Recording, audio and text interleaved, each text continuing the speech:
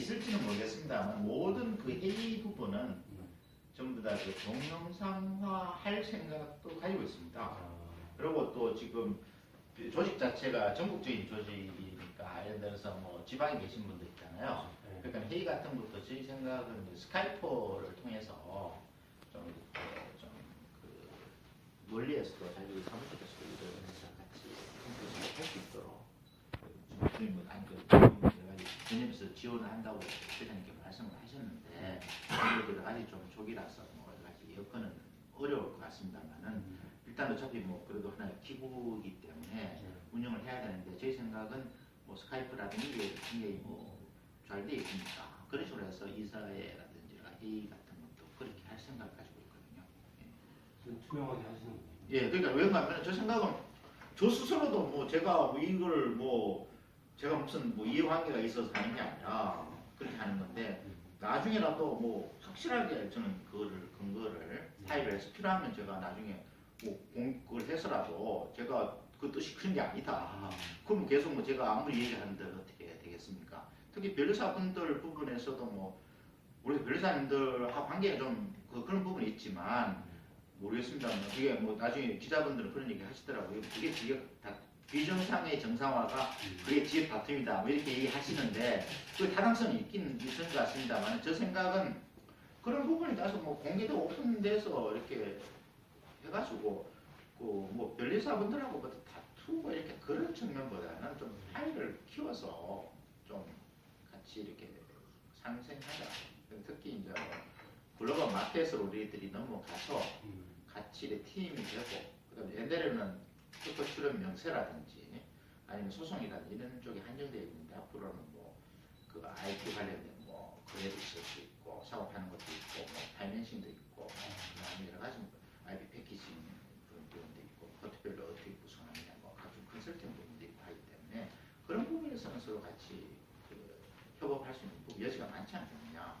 그래서 좁은 시장에서 뭐 조금만 뭐 요즘 뭐 특허 명세 작성하는 거 어떤 건저 심각한 30만 원도 있고 뭐 이런 상황인데 그런 그 가지고 그거는 같이 뭐 이렇게 하자 이런 차원은 아니거든요. 네. 그래서 뭐 취지는 그렇습니다. 그래서 그 제 모토는 그 말씀을 드리면 전에 뭐 일단 오픈 그다음에 디지털 앤 글로벌 이렇게 제가 그 모토를 잡았습니다. 어떤 거 하면은 모든 것이 오픈되도록 하자. 그 다음에 디지털화 시키자. 디지털화 시켜서 지금 아날로그 시기의 어떤 회의가 아니라 디지털 시대에 맞게 회의를 하고 그러니까 이것이 내셔널 와이드 네트워크가 돼야 되고요. 월드와이드 네트워크가 또 필요합니다. 아무래도 지식재산은 세계적으로 거의 뭐 공통 비슷한 내용이니까 그죠. 그래서 그 부분에서 좀 디지털화 시켜서 뭐 좀 회의 같은 것도 뭐그 스카이프라든지 조금 뭐 그런 시스템을 한다 그러면 이게 뭐 스카이프 같은 잘 돼 있으니까 그래서 하면은 제 생각에는 뭐 좋은 플랫폼이 되지 않겠느냐. 그래서 그것을 뭐 이렇게 사람들이 정보도 공유하고 정보도 또 뭐 이렇게 얻고 또 네트워크도 만드는 그런 하나의 요즘 플랫폼 비즈니스가 굉장히 중요하다고 그러는데 그래서 이게 뭐 약간 공익 단체이긴 하지만 그런 쪽에 어떤 틀을 만들자. 그리고 어차피 변리사 시장이 글로벌 마켓이니까 시장에서 뭐 저희 변리사뿐만 아니라 변호사들도 같이 가서 뭐 어떻게든 서로 같이 뭐 더 큰 시장에서 하는 거니까 좀 전문성을 서로 보완할 필요가 있다. 예를 들어서 뭐 출연 같으면 그 변리사들이 좀 강한 편이니까 그래서 소송을 저희가 좀 강할 테고 그러니까 뭐 그러나 저희들도 출연에 대해서 알아야 되는 거니까 그래야지 전체적인 기타 서비스가 컨설팅이 되는 거고 변리사 부분도 마찬가지로 일종의 소송 부분에서 저희들하고 협업이 돼야 아무래도 제대로 된 서비스가 될 거 아닙니까.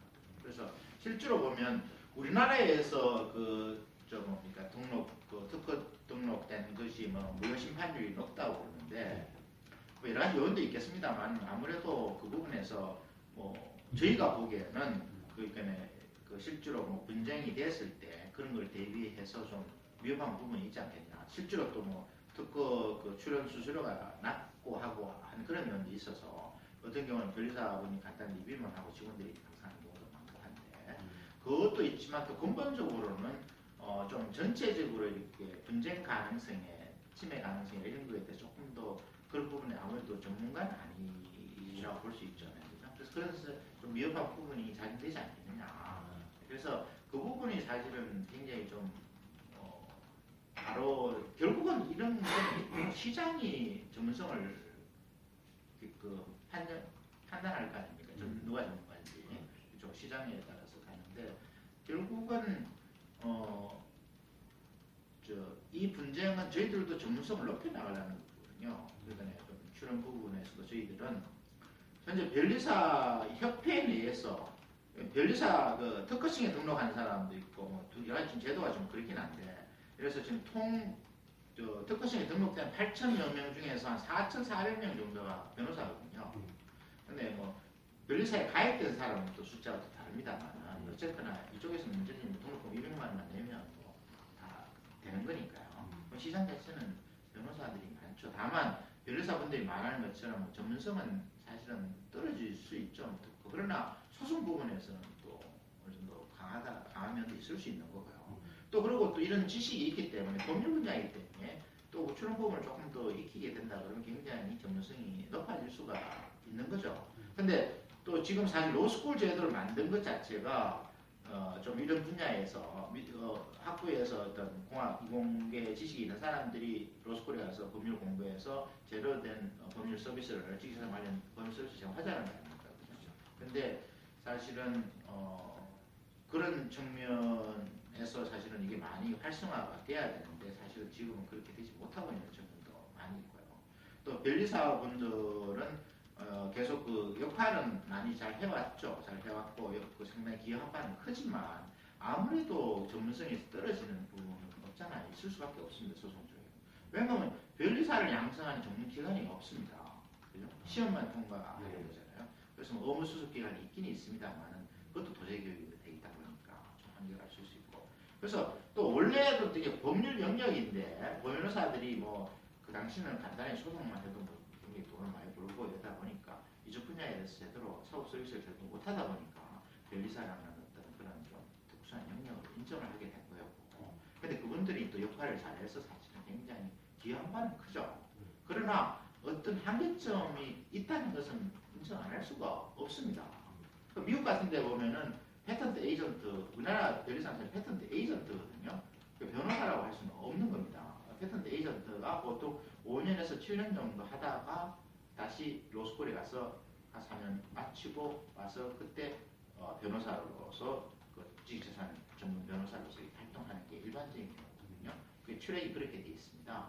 근데 우리나라에서는 지금 변리사분들이 뭐 기여하는 부분도 크지만 사실은 소송 부분에서는 상당히 전문성이 좀 미흡한 부분이 있을 수가 있어서 근데 이게 좀 문제가 될 수도 있습니다. 사법 소비자 입장에서는 왜냐하면 이게 소송에 여러 가지 무슨 기술적인 요소가 있고 여러 가지 뭐그 전문 지식이 또 필요한 부분이잖아요. 근데 그것을 제대로 모르는 상태에서 섣불리 접근하게 되다 보면 문제가 많이 발생될 수가 있거든요. 그리고 아까 말했듯이 법률 문제도 뭐 그런 원인이 하나일 수도 있고요. 그러다 보니까 지금 그럼에도 불구하고 또 변리사 단체에서는 변리사분들이 전 세계적으로 네트워크 잘 형성을 해놓고 기여한 바가 큽니다. 근데 그 부분에서 조금 경쟁력이 떨어질 수가 있는 측면이 있습니다. 왜냐하면 이 부분에 대해서는 소송이라든지 분쟁 해결 부분에 있어서는 나름대로 뭐 또 상당한 어떤 실무 경험이 있어서 뭐 상당히 그 전문성도 있겠지만 그러나 기초가 좀 아무래도 좀 미흡할 수 있어서 여전히 좀 미흡한 사고 소유자 시각에서는 역시 그 법률 서비스가 완벽하다고 보기에는 좀 어려운 측면이 있고요. 그래서 사실 그런 문제를 해소하기 위해서 로스쿨 제도가 도입이 됐는데 그래서 로스쿨 제도가 도입돼서 그런 사람들이 이런 영역에 들어가서 연수도 받고 공부도 해서 전문적인 어떤 법률 서비스를 제공할 수 있는 그런 토양이 마련돼야 되는데 지금은 이게 서로 굉장히 대립관계가 돼 있어서 그렇게 안 돼 있다는 거죠. 무슨 말인가 하면 로스쿨 재학하는 학생들이 변리사 사무실에 와서 출연하는 것도 자기가 인턴 과정에서 하기도 하고 그런 게 이루어져야 되는데 지금은 그런 과정 별로가 없습니다. 그래서 그런 부분도 사실 해야 되는 거고 또 뭐 좀 변리사 내에서 의사결정 과정에서도 변호사가 많으니까 그분에서 합리적 의사결정을 의사를 또 소통할 수 있는 어떤 창구도 필요한 거고요. 그다음에 또 뭐 어느 정도 또 그에 대해서 뭐 예를 들어서 뭐 집행부에서 뭐 이런 데 상당수가 있으면 또 참여할 수도 있는 거고요. 그러면 그래서 합리적인 의견이 이루어져야 되는데 지금은 그게 아니라 서로 뭐 좀 반목적이다 그래서 변호사에 비해서는 무조건 변호사들은 거의 좀 완전히 소외되고 그다음에 뭐 서로 조금 이렇게 대립관계가 되다 보니까 서로 좀 그런 부분이 제대로 협업이 이루어지지 않는 그런 문제점이 있게 되는 거죠. 그래서 저희들이 이번에 이게 만들게 된 것은 변리사협회에 대해서 저희들이 상당히 인원이 있으니까 그것도 어느 정도 합리적으로 의견을 개진하고 그 다음에 원래 도입된 로스쿨 제도에 맞추어서 그것이 제대로 좀 그 실무 수습 과정이라든지 로스쿨 재학생들의 실무 과정이라든지 이런 부분에서 좀 기회를 제공해주고 그 다음에 또 앞으로 그 세계 시장에 나와서 할 때는 아무래도 서로 이렇게 팀을 구성해서 협업을 해서 해야 되지 한두 사람으로 될 수 있는 부분은 아니지 않습니까? 그래서 그것이 조금 의사소통이 좀 이루어지고 또 과학계에서나 이런 기술사라는 이런 그런 분들도 사실은 저희들이 많이 그동안 접촉을 못하고 또 그 옛날에는 뭐 민영사만 해도 돈을 받고 잘 살 수 있었으니 사람들이 또 안 한 것도 있고 그래서 그런 부분에서 유대를 가지고 또 같이 좀 교감도 하고 또 같이 이렇게 함으로써 사실은 그 지식산업 발전에 저희들이 하나의 프로페셔널에서 역할을 할 수 있지 않도록 하자. 그리고 기존에 있는 변호사분들 역할도 많이 했고 또 장점이 있으니까 그분들의 장점과 저희들 장점이 있을 테니까 같이 어떻게 되든 좀 서로 협업하고 상생할 수 있는 그런 구조를 가지는데 지금 기존에 한계 성사에 있는 국내에서 뭐 특허 출연이라든지 뭐 아니면 총무로 하기에는 사실은 어려움이 있을 테니까 그것이 지금 이제 글로벌 시장이 된다 보니까 그 시장으로 가서 같이 좀 팀을 이루고 또 같이 협업해서 뭔가 그 기존의 능력이 아니라 새로운 IP를 또 같이 평가를 걸어주고 있고 그 다음에 IP 파이낸싱 문제도 있고 IP 패키지를 어떻게 할 것이냐 각종 컨설팅 부분 뭐 이런 여러 가지 부분이 미국 같은 데는 법무법인 중심으로 해서 각종 컨설팅 부분이 다 있어서 그런 부분을 한목의 토탈 서비스를 지금 해주고 있는 걸로 알고 있거든요. 제가 미국에 보스턴에 가고 보면 있는 사람들이 자기들이 다 가지고 있는 거예요. 모든 거에 대해서 뭐 그냥 하나 던져만 주면 뭐 그 자리에서 자기들이 로펌을 중심으로 해서 모든 컨설팅 조금만 자기 어떤 뭐 파트너가 자기가 거의 뭐 가지고 있는 컨설팅도 있고 그렇더라고요. 그래서 다 해서 서비스를 할 수 있는 그런 구조가 되는 건데 우리나라는 아무래도 변리사 중심으로만 되다 보니까 좀 그런 부분이 위협하고 또 지금 뭐 제4차 산업혁명을 뭐 두고 있는 디지털 시대에서는 사실은 IP가 가장 중요한 부분이거든요. IP를 중심으로 해서 옛날에 발생되는 무슨 자금 조달 문제, 그 다음에 뭐 여러 가지 분쟁이라든지 그 다음에 거래 문제라든지 이런 게 그쪽으로 중심으로 많이 이루어질 테니까 그래서 차제 저희들도 뭐 총무뿐만 아니라 별 업무 부분에서 저희들이 배워야 될 부분도 있고 배울 수 있는 어떤 합리적인 그러니까 시스템이라고 할까요? 합리적인 어떤 기회도 제공되고 그다음에 같이 이렇게 좀 서로 협업을 변호사분들하고 또 서로 같이 이렇게 서로 아무리 협회 내에서도 저희들이 좀 자주 만나고 의견도 개진하고 그래서 좀 더 오해하는 부분도 풀고 그다음 좀 더 큰 시장을 위해서 같이 협업할 수 있는 그런 장을 만든다는 데서 굉장히 의미가 있고 제 생각은 이것이 의미가 굉장히 크다고 생각합니다. 그래서 특히 협회장님께서 이걸 하게 된 동기는 뭐 여러 가지 있을 수 있겠습니다만 지금 오히려 좀 사시존치 문제 때문에 로스쿨 문제가 이렇게 관계가 좀 여러 가지 좀 오해가 있는데 이 협회 이 해는 우리 로스쿨생들을 위해서 정말 저희들은 관계가 없거든요. 이번 최근에 현안이 있는 것이 변리사법이 개정이 돼서 업무 수습 기간을 하는 문제가 있습니다. 근데 그 부분을 기존의 규정이야 2개월간 집체 교육과 10개월 동안 실제로 변리사 사무실에서 돈 안 받고 인턴으로 일을 해야 되는데 그런 부분에서 좀 합리적으로 이루어져야 되니까 저번에 특허청장분하고 만났는데 나름대로 아니 영역이 다르고 저희들은 또 3년간 로스쿨을 다닌 거 아닙니까? 그래서 모든 사람도 시즌을 공부한 사람도 있고 여기는 또 변리사분들은 뭐 그런 거 없이 공부만 해서 지금 된 거고 그거하고는 똑같이 보시면 없다 이렇게 저희들도 그런 입장이고 그 부분에서는 좀 공감을 하시는 것 같더라고요. 근데 일부 뭐 변리사 분들은 좀 강렬하게 얘기하시는 분이 있지만, 그러니까 그걸 그걸 현재 규정대로 한다 그러면 사실은 굉장한 문제가 있는 거죠. 그렇다면 저희들도 말이 안 되지 않습니까? 그래서 뭐 변호사가 변리사에서 뭐한 10개월 정도를 뭐 수습을 해야 된다. 저희들은 나름대로 전문기구가 지식재산연수원도 있고 판사분도 있고 우수한 강사진이 있고 그 강사진 중에는 또 특허청장님도 한 15일날 강의도 하시거든요. 굉장히 우수한 거예요. 저희들이 뭐 기본적으로 그런 부분에서는 저희가 아무래도 종국적인 분쟁 해결을 저희가 하고 있기 때문에 사실상으로 그런 부분에서는 뭐 소송하고 최종적인 분쟁 해결 부분에서는 저희 지식재산 분야에서도 전문성이 있다고 봐야 되는 거죠. 그래서 그런 쪽으로 함으로써 그 현안이 있는 실무수준 문제라든지, 그 다음에 좀 최근에 이제 지식재산 연수원과 변리사협회에서 연수원하고 했던 MOU 체결 문제에서도 일단 거절을 그쪽에서 해서 체결이 안 됐습니다. 특허청의 입장에서도 하는 게 좋다. 왜냐면 저도 뭐 교류해서 교체 승인을 하는 거니까 그런 부분에서 일부 좀 약간 감정적인 좀 아니면 오해가 있어서 잘 그렇지 못하게 되다 보니까 저희들도 변리사 협회 내에서 또 변리사 협회 내에 들어갈 수밖에 없는 거잖아요. 왜냐하면 지금 변호사지만 변리사 협회에 가입돼 있고, 그다음에 계획도 내고, 그다음에 또 개업을 하고 있는 입장이니까 여기 내에서도 뭐 저희들이 그 정당하게 저희 합리적 의견도 개진하고, 뭐 저희들도 잘못된 걸 또 뭐 받아들이지 않을 수 있겠지만 공론화 시키고 합리적으로 서로 이렇게 나아가는 방향으로 저희들도 역할을 되고, 또 앞으로 또저 로스쿨 나온 그 많은 그 지식재산을 전문하고 하는 변호사들이 그래서 또 역할을 변리사 협회에서도 역할을 할 수 있는 그런 길을 마련해야 되지 않느냐, 그런 생각을 하는 거거든요. 그리고 궁극적으로는 이것이 뭐 대립관계가 돼서는 안 되는 거고, 사법 소비자의 어떤 권리를 위해서 서로 같이 이렇게 합쳐서 뭔가를 그 권익을 도모해야 되는 거기 때문에 그런 측면에서는 좀 이번에 그 협회가 역할이 크다고 생각되었습니다. 그리고 제 생각에 협회 회장님의 가장 큰 업적 중에 하나로도 될 수 있을 정도로 굉장히 의미를 가지는 거고, 다만 변리사에서는 좀 거기에 대해서 좀 오해가 있는 건 사실입니다만은 그건 진짜 오해이지, 제가 생각하는 뭐 같이 뭐 있는 것을 뭐 변리사를 뭐 어떻게 하겠다 이런 게 아니고, 어차피 더 전문성을 가지고 있는 거니까 그쪽 분야에서 같이 합쳐서 좀 시장이 넓은 데 가서 뭐 이것뿐만 아니라 컨설팅이라든지 사실 변수가 많은 거 아닙니까? 같이 이렇게 요즘 다 융합되고 서로 같이 콜라보레이션 하는 입장이니까 협업이 되면 그 경쟁력을 국제 경쟁을 높일 수 있지 않느냐, 이런 생각을 하는 거거든요.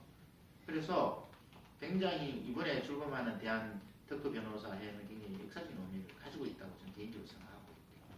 그래서 협회에서도 굉장히 이 조직을 만든 것은 여러 가지 협회의 기능 중에서 이 지식재산을 전문하는 사람들에 대해서 좀 더 뭐랄까 유익하고 회원들의 어떤 그거를 위하는, 그리고 앞으로 예비법적 이 분야를 하는 사람들에서도 기회를 제공할 수 있는, 그러니까 변리사 협회 내에서도 변리사분들이 많으니까 예비 그 로스쿨 1, 2학년, 2, 3학년 친구들이 이런 방이나 겨울방에 거기서 뭐 연수를 한다든지 이런 기회도 저희들이 어쨌든 만들어 나가려고 하는 거고, 지금까지는 좀 차단이 돼 있지 않습니까?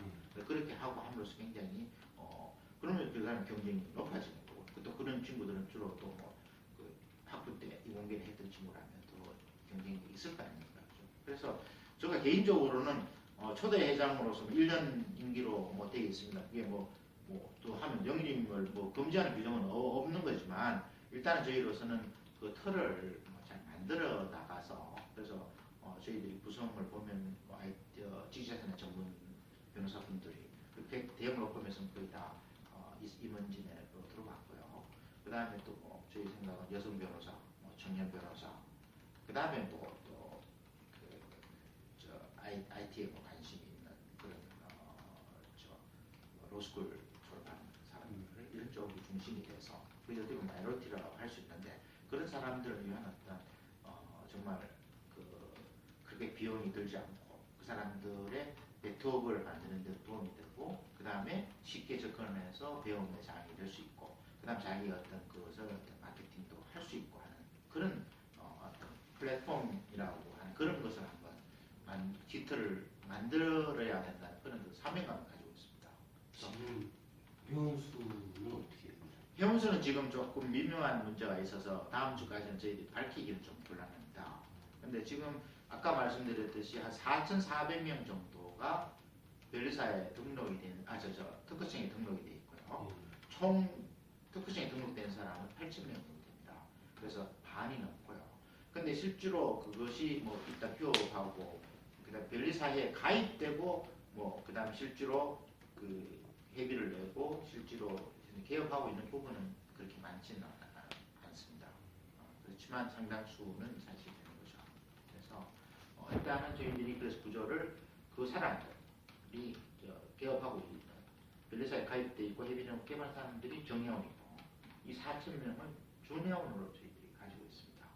앞으로는 이 부분도 다 해서 그뭐 다시 정회원화 될 수도 있는 거고요. 예. 아니면 일부는 뭐 그쪽에 관심이 없으면 또뭐 아닐 수는 있겠습니다만 저희는 이 정회원 중심으로 좀 더 그 여러 가지 그 협회 내에서도 변리사 협회 내에서도 의견도 개진하고 그 다음에 뭐 또 여러 가지 네트워크를 같이 뭐 여러 가지 웹 세미나라든지 이런 식으로 해서 웹에서 비용 많이 들지 않고서 이렇게 도입할 수 있는 거, 그다음 네트워크 같은 거라든지 이런 부분을 하려고 하고 그다음에 각종 거기는 제 생각에는 방을 좀 만들 생각을 가지고 있습니다.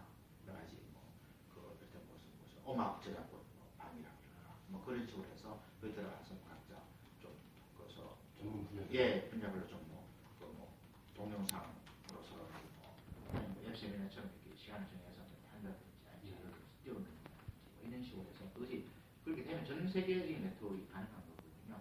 그리고 이 사회 구성 자체, 이 사회 회의 자체도 아까 말씀드린 것처럼 CCTV를 하거나 뭐 그런 형태를 통해서 동영상화 뭐다 100%는 안 될지 모르겠습니다. 가급적이면 그렇게 해서 뭐 자료를 주면 띄워놓으면 나중에라도 참조할 수 있도록 저희들이 오픈 안 할 이유는 없고 특히 뭐 변리 상황이라든지 언론에서 오해가 있을 수 있으니까 그런 부분은 뭐 굳이 그럴 필요가 없다고 생각하는데 뭐 일부는 또 뭐 어떤 분은 또 좀 약간 성격상 어쩔 수 없는 부분이 있을지 모르겠지만 제 생각은 아까 말씀드렸듯이 오픈으로 이제 모토로 생각하고 있고 그다음 그것이 디지털화 시켜서 그다음 누구니 액세스가 안 하고 쉽게 그 정보를 접할 수 있도록 하고 그다음에 공적으로는 이것이 글로벌한 마켓을 위한 그쪽으로 나아가고 글로벌한 어떤 경쟁력을 높일 수 있는 그런 어떤 플랫폼 형태로 그렇게 하려고 하거든요.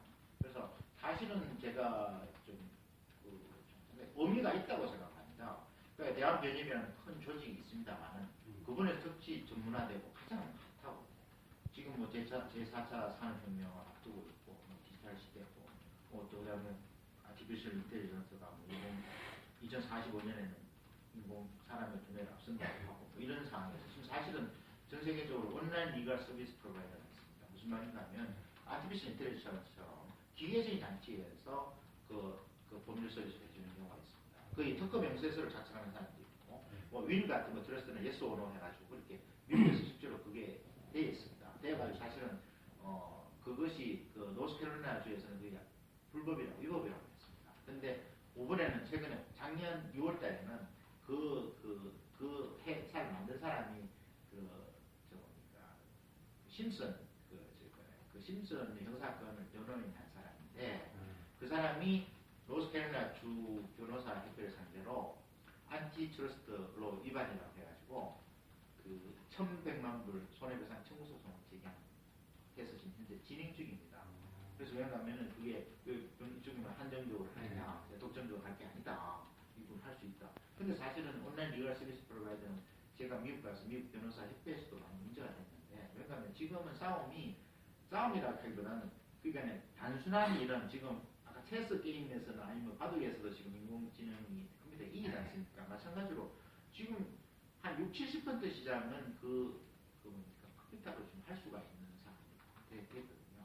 그래서 저희들이 사실 이 부분을 과연 그래서 ABS 관장 이것을 이 사람이 라이센스가 없는 거 아닙니까? 있는지 없는지 알 수도 없고 그럼 이거 규제할 것이냐 안 할 것이냐 그래서 여러 가지 논란이 있더라고요. 이 산업을 발전시키기 위해서는 규제를 하면 안 된다. 그래서 미국에서 인터넷 산업을 사실은 규제하지 않았거든요. 그 굉장히 발전이 됐던 거고 그래서 이걸 좀 발전을 시키고 그럼 당장은 변호사들한테 불리할지 모르죠. 이걸 활용해서 그와 가치를 높이는 것이 좋다. 뭐 이런 얘기도 있고 그 부분에서 좀 핫한 이슈가 되고 있는 것 같아요. 그래서 지금은 그러니까 뭐 옛날 같은 그런 개념은 아닌 것 같습니다. 오히려 여기서 국내에서 저희들이 IT도 강하고 그다음에 그 변호사님도 굉장히 능력이 익숙하니까 같이 이렇게 잘 구성을 잘 해서 국제 시장에서 뭔가 뭐 차라리 그 경쟁력을 높이는 것이 중요한 시기지. 지금 국내 시장만으로는 먹고 살기가 사실 굉장히 어렵습니다. 실제로. 글로벌을 강조하셔서 그런데 아까 변호사님도 인정하셨다시피 관리사회가 지금까지 그 국제관계 중에서는 한국을 대표해서 국제 그 지식재산 기구나 합단체들하고 그 카운트 파트너를 했었잖아요. 근데 해외 입장에서 보면은 좀 헷갈릴 것도 같아요. 여기 특허 변호사협회가 새로 생겼고 변리사회가 따로 있고 기존에 이렇게 변리사회하고 얘기하던 해외 입장에서는 네. 특허 변호사는 뭐지 하고 이렇게 좀 퀘스천 마크를 들고 있을 수 있을 것 같습니다. 그렇죠. 그 부분이 예, 충분히 우려가 될 수도 있고 변리사 입장에서는 그 부분이 우려가 분명히 될 겁니다. 근데 또 한편으로 보면 사실은 패턴트 어토니라는 것은 실제로 출연뿐만 아니라 실제 소송을 모든 것을 할 수 있는 그런 변호사라는 개념이거든요. 그렇게 봤을 때는 사실은 변리사의 입장에서 조금 미흡할 수가 있죠. 지금 우리나라 변리사는 에이전트로 보여주시는 거죠? 페이턴트 에이전트죠. 근데 사실은 영문으로는 코리안 패턴트 어토니 어소시에이션 예. 변리사협회가. 예. 근데 뭐 논란이 있을 수 있지만 변호사는 아니거든요. 그건 확실한 부분입니다. 다만 뭐 변리사법의 규정에 따라서 뭐 이렇게 그래서 또 소송 대리권을 요청을 하고 있습니다만은 그거는 명확하면 변호사는 아닙니다. 그래서 그 부분이 약간 여기는 좀 쓰시기가 좀 어려울 수 있을 것 같은데 그 부분도 약간 왜곡된 부분 바로 잡을 필요가 있습니다. 무슨 말인가 하면은 지금 그 세계적인 글로벌 마켓에는 변리사분들이 많이 들어가다 보니까 그분들이 모든 변호사나 직재산 변호사 등을 다 대변을 했습니다. 예. 그래서 사실상으로는 그것이 저희가 보기에는 비정상적일 수 있다고 보는 거거든요. 그래서 그 부분을 바로잡을 필요, 저희로서는 그렇게 생각을 합니다. 왜냐하면 직재산에 관련돼서 모든 분쟁을 완전히 해결할 수 있는 그런 자격 가진 변호사가 중요한 거 아닙니까? 근데 사실은 제한적인 자격을 가지는 건데 외국도 패턴트 에이전트가 있습니다. 그러나 명칭을 패턴트 어토니로 했을 때 뭐 이런 섣불리 말씀드리기는 좀 어렵지만 제가 봐서는 조금은 그래서 저희들은 적어도 그 부분은 왜냐하면 저희들이 특허 출원도 할 수 있는 자격이 있는 입장이고 그 다음에 모든 분쟁에 특허 관련된 모든 분쟁을 해결할 수 있는 입장에 있으니 저희들이 뭐 조금 더 변리사분들 같이 협업을 해서 진출해서 그 네트워크를 형성하는 것이 우리나라 지식산업 발전에서는 바람직하지 않느냐 그런 생각합니다. 특히 또 산업에서 과학기술자분들도 조금 변리사분들이 워낙 기능을 잘 역할을 잘 해주고 또 뛰어나신 분도 많아서 그렇긴 하지만 사실은 뭐 변호사가 좀 약간 경외 시대 좀 서야 되고 이런 부분이 있는데 앞으로 그래서 로스쿨 제도가 도입된 거거든요. 그래 됐을 때는 궁극적으로는 같이 협업을 해서 이게 제대로 같이 일을 해서 이게 제대로 좀 바로 잡혀져야 되지 않을까 하는 생각을 합니다. 그래서 외국 현상이 정상화돼야 된다. 근데 결국은 거기다 결국은 누가 전문가냐 하는 부분은 뭐 시장에서 판단할 수밖에 없는 거죠. 그래서 그거는 결국 사업 소비자를 측면으로 봤을 때는 저희들도 그래서 변호사 중에서 지식재산을 하는 사람, 어쨌거나 뭐 등록했고 회비 내고 개업을 한 사람, 그 사람들이 조금 더 전문성을 저희들도 우리 지식재산 연수원도 만들었고 또 변리사협회하고도 더 위상관계를 해서 저희가 위협한 부분에 대해서는 또 강화를 시켜야 되는 거죠. 그래서 그 전문성을 높여서 이 부분이 앞으로 굉장히 중요한 영역이기 때문에 저희들이 그거에 대해서 국제적인 경쟁력을 높이자는 측면이고 기존의 그런 변리사 부분에 대해서는 사실 법상으로 약간 한계성은 있는 것은 사실이지 않습니까? 변리사분들이. 그러나 중요한 가장 역할 부분에서 기술성이라든지 이런 부분에서는 중요한 역할을 하니까 그것이 뭐 독자적으로는 좀 어렵지만 어떤 형태든 뭐 컨설팅에서 그룹에 같이 든다든지 같이 팀을 구성을 해서 큰 시장인 국제 시장에서 같이 역할을 해서 서로 파일을 키워서 같이 이렇게 상생할 수 있는 그런 구조로 나아가야 되지 않을까 하는 생각을 그래서 그런 부분이 그래서 제가 저 편집장님이나 기자님한테 말씀드리고 싶은 것은 이 부분을 정확한 논조를 맞춰줘야 된다는 거죠. 무슨 말인가 하면 그 변리사분 일부 변리사분들이 말씀하시는 것처럼 이게 뭐 그냥 변호사가 뭐 다 해먹으려고 한다든지 이런 감정적으로 된 문제는 절대로 아니라는 거죠. 무슨 말인가 하면 IP가 가장 중요한 사업인데 그에 대해서 프로페셔널도 제대로 된 정확하게 퀄리파이도 되고 제대로 전문성 있는 사람이 나타나야 되는 거거든요. 그러니까 저희들도 뭐 시장은 판단할 거 아닙니까? 그 저희들이 뭐 못한 것도 있고 그렇지만 그래서 로스쿨 제대로 도입 만들었던 거고 학교에서 이 공개 지식을 가지고 있는 친구가 그 과정에서 학부 로스쿨 다니면서도 그런 과정을 특허 명세서 쓰는 것도 공부를 하고 나와서도 이렇게 계속 해서 수습을 한다든지 여러 가지 형태의 교육도 받고 뭐 이렇게 나가야 되는데 지금 변리사 관계에서 이게 서로 이렇게 대립되다 보니까 로스쿨이 그런 할 수 있는 기회가 없는 거죠. 그래서 저희들이 협회 내에서 그런 말은 당당히 요구할 수 있는 할 부분이고 또 지식사회를 발전을 해서 필요한 부분이기 때문에 그런 부분에서 우리가 합리적으로 의견을 개진해서 그런 부분을 합리적으로 되도록 하겠다는 그런 측면도 크거든요.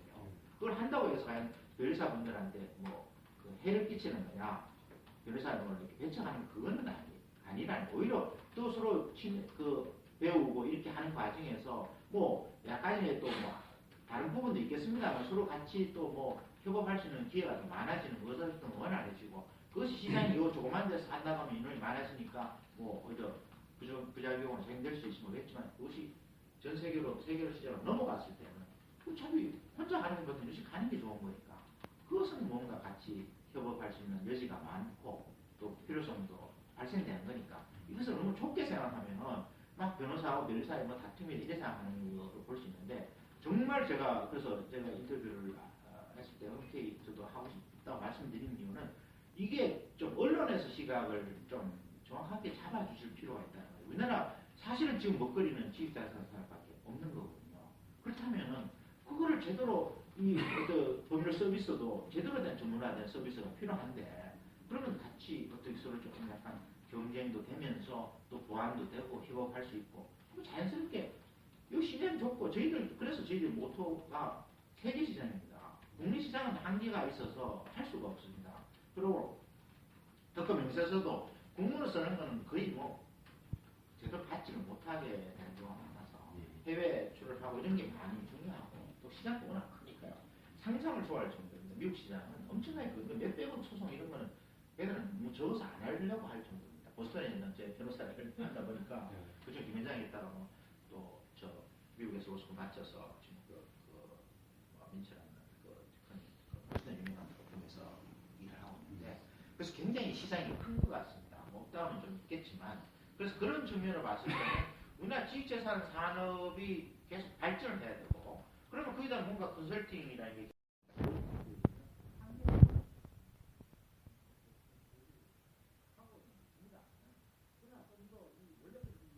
안 되는 거 아닙니까? 로스쿨이라는 거를 기존에 여러 가지 그러니까 변리사를 하셨던 분이라든지 아니면 또 이공계에서 비공을 하신 분이나 전자공학 하신 분이나 약학을 하신 분 이런 분이 모여서 와서 지금은 사실은 좀 변호사 시험 합격에 치중하다 보니까 이 교육이 제대로 안 되지만 그래서 저희들이 그 부분도 로스쿨 교육도 전수화시키는데 저희들이 역할을 하려고 합니다. 그래서 모니터를 해서 미국은 사실은 ABA에서 승인되냐가 중요하거든요. 그러니까 미국 변호사협회에서 승인을 받은 로스쿨이라 해야지 변호사 시험 할 때도 자기 요건이다 그런 게 있고 해서 그 어플을 받냐가 굉장히 중요한 사항입니다. 로스쿨 협의회에서 하는 것도 있고 ABA가 더 중요하거든요. 그래서 사실은 이거 부분에 대해서도 사실은 지금 이런 부분에서 제가 안타까워서 굉장히 중요한 부분인데 로스쿨 교수님들이 손을 놓고 있습니다. 로스쿨 교수님 사실은 로스쿨의 졸업생들이 나와서 어떤 일을 하느냐 지식재산 특히 어떤 로스쿨은 자기 유치할 때 인가를 받기 위해서 로스쿨 지식재산을 전문으로 하겠다고 얘기를 했는데 사실은 지금 그게 제대로 이루어지지 않고 그런 부분도 많은 거 아닙니까? 사실 학생들이 그러니까 어쩔 수 없는 부분이 있지만 근데 또 교수님은 또 별도로 그 정년도 보장이 되고 나름대로 그러다 보니까 사실은 변호사가 더 이상은 아닌 거죠. 변호사도 아닌 분도 계시고 그래서 저희들이 그러면 로스쿨 졸업생들을 되기 위해서 제대로 어떤 뭐 그런 연수할 수 있는 기회라든지 교육을 받을 수 있는 실무적인 교육을 받을 수 있는 기회라든지 네트워크를 할 수 있는 기회라든지 또 변협 같은 해외 인턴 프로그램도 많지는 않지만 하거든요. 그래서 저번 일본에서 왔을 때 한일 법조 지도자 회의에서 그 국제이사 같은 중국 우리 그 해외 인턴 프로그램이 굉장히 좋다. 이게 뭐 인사치레는 아닌 것 같더라고요. 이렇게 얘기를 하고 그런 걸 인원을 좀 많이 해서 많은 사람들이 참여하려고 합니다. 그래서 그 부분에서는 임원진 인선 말씀. 예, 그렇습니다. 예. 근데 다 대우놓고 뭐 김현장, 뭐 태평양 뭐 전부 다 그래서 전부 다 그 부분에서 공감을 하고 있는 겁니다. 왜냐하면 사실은 굉장히 중요한 협회라는 회의가 됩니다. 모임이. 왜냐하면 이것이 그러니까 그래서 저는 이제 생각은 이 모임에 몸으로서 굉장히 자부심을 가질 수 있고 할 수 있는 그런 게 왜냐하면 사실상으로 변호사이면서 변리사회에 가입돼 있고 그다음에 계획도 내고 개업도 하고 일을 하고 있다. 굉장히 이 사람은 사실은 이쪽 분야에 상당히 활발하고 관심이 많고 열심히 하는 사람으로 될 거 아닙니까? 그런데 거기에다가 많은 온라인으로 뭐또 배움의 삶이라든지 방을 만들어주고 네트워크를 만드는데 제 같은 경우는 네트워크를 세 가지 그룹을 주창하는데 각 나라별로 목표는 지금 그런데 시간이 걸릴 거라 생각합니다. 이제 100개국 같은 100개국의 우리나라 사람으로서 그 나라에서 IP 분야에서 전문가 변호사를 한 명이 2명 정도를 리스트업을 하려고 합니다. 그리고 외국 사람으로서 그 나라에서 지사에 유명한 적게 능력이 있는 사람을 한두 명 정도 리스트업을 하려고 합니다. 그 다음 국내에서 다른 나라에 그각 600국의 능력이 있는 사람이 많지 않을 것 같은데 한 5,000명이고 그래서 한 3개 그룹핑을 만들어서 그것을 네트워크를 하는 겁니다. 그래서 웹 세미나를 올리고 그래서 사실은 제가 뭐 일단은 뭐 요즘은 뭐 스카이프 같은 것도 할 수 있습니다. 필요하면 제가 하여튼 상당 기간 제가 외국에 가서 실제로 뭐 MOU를 체결하고 이렇게 해서 하여튼 뭐 그런 웹 세미나를 하는데 좀 참여를 할 수 있도록 뭐 그렇게 좀 동료를 하려고 합니다. 그리고 국내에서도 뭐 지방에 제주도에 계신 분들 있고 부산도 계시는 분들이 같이 있을 수 있지 않습니까? 그런 부분에서 아까 말했던 스카이프라든지 이런 걸 하면 뭐 자유롭게 사무실에서 일을 할 수 있는 거거든요. 그래서 그리고 또 모든 그런 저희들이 하고 있는 교육 자료 같은 건 전부 다 동영상으로 다 올려서 웹세미나 같은 것도 동영상 올리면 되거든요. 그럼 언제든 자기가 뭐 새벽에 참여하면 보면 되고 그 다음에 그것을 좀 필요하면 뭐 여러 가지 좀 아주 한 것은 뭐 하드카피로 프린트를 해서 뭐 낸다든지 그건 어려운 건 아니니까요. 그럼 기존에 그뭐 활성화되지 않았던 직재산 변호사가 있었잖아요. 아, 예, 직재산. 거기하고는 어떻게 되는 건가요? 근데 그거는 좀 입장이 다릅니다. 그 부분은 주로 그러니까 변호사 협회 내에서의 조직이라고 볼 수 있고요. 저희는 변리사 협회 내의 조직이라고 봐야 되는 거죠. 변리사 협회. 왜냐하면 저희들은 여기는 지재산에 관심 있는 모든 변호사들이 모이는 거예요. 저희들은 변리사회에 가입돼 있고, 그다음 해외 변호사님들을 위한 연수기회도 제공해주고, 그다음 의견도 개진해주고, 그다음에 변리사에서 어떤 가치 코어를 그에서 변리사하고 같이 저희들도 그 변리사 변호사분들이 변리 영역에서 전문성을 조금 더 보강할 수 있는 그런 기회를 마련하고 또 그 상위적인 의견을 개진하자는 그런 쪽으로. 당장 그렇게 하게 된 계기는 변리사뿐.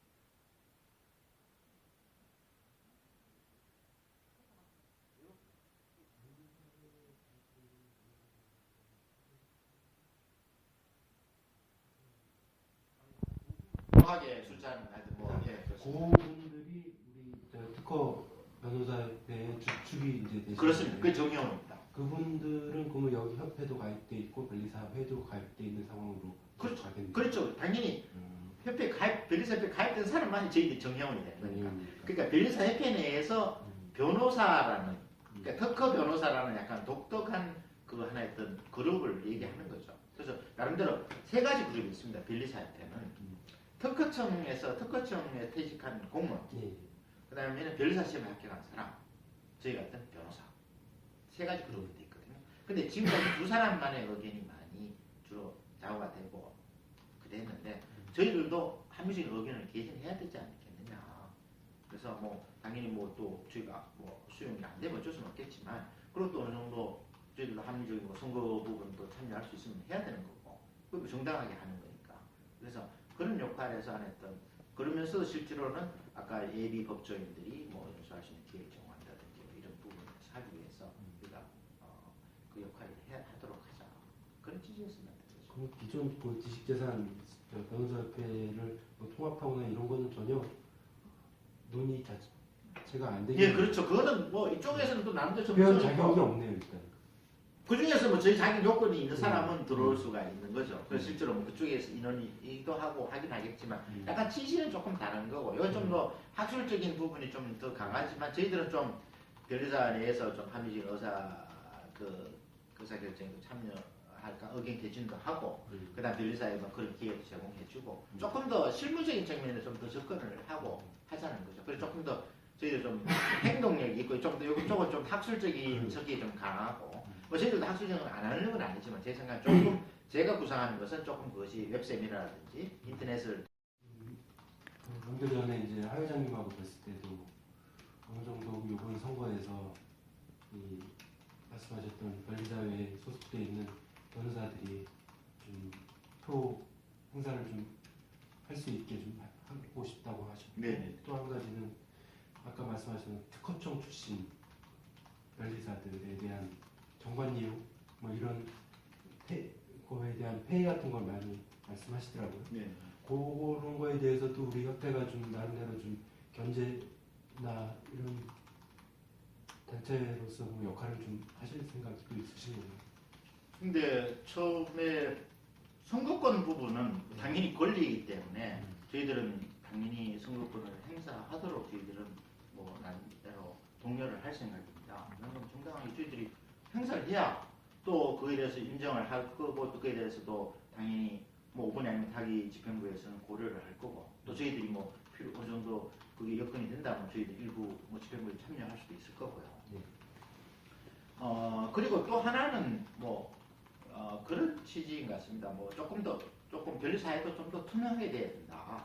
그러니까 이게 지금 말씀하신 것처럼 뭐 변리사회에서 뭐 말씀하시는 게 뭐 지금 tas면인데 그게 뭐 변리사회에서 맞다면 저희들도 당연히 수용하는데 지금 말씀드린 것처럼 견해 차이가 있고 그건 언론에서 자꾸 뭐 지역 다툼이라든지 이런 밥그릇 싸움이라고 하는데 저는 그거는 굉장히 거부하는 있는 거거든요. 제일 중요한 것은 사법 소비자를 위한 부분이지 저희들은 사법 소비자를 위해서 제대로 된 전문화된 서비스를 해서 경쟁력을 가지자는 그런 취지에서 저희들이 얘기하는 거지 뭐 어느 특정 집단하고 싸워서 그거는 저희들이 원하는 게 아닙니다.